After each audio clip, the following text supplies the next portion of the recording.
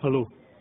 Ich war früher Alkoholiker im Endstadium. Ich hab meine Frau geschlagen, ich habe meine Kinder geschlagen. Ich war so gut wie tot und dann habe ich das hier entdeckt. Alkoholpflaster. Und immer wenn ich jetzt merke, dass die Sucht hochkommt, dann nehme ich ein Pflaster, klebe es mir drauf und es wird besser. Es wird viel besser. Aber auf einem Bein kann man bekanntlich nicht stehen. Darum nehme ich noch eins. Tut das gut. Man merkt richtig, wie jetzt, ja, das Blut ins Kochen kommt. Mir geht's großartig. Ich kann Bäume ausreißen. Es ist wunderbar. Ein Alkoholpflaster. Das ist was Herrliches. Das ist ganz was Großartiges.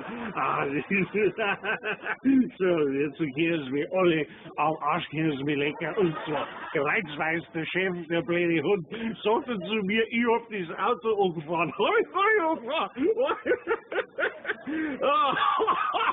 Und sie fixen mal, ist das eine herrliche Angelegenheit, Alkoholpflaster. Jetzt kennen sie mich alle, verstehst? Da braucht bloß noch einen Kummer, so. Dann hau ich durch Sonne und Mond, hau ich durch die Rümpfiger, die Sechsigen, verstehst?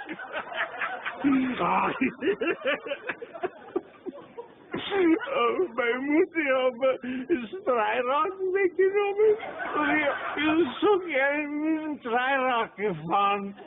Aber mein Vater war schuld. Mein Vater, der blöde Hund, der blöde Schiss mich, das war jetzt nichts mehr so. Okay,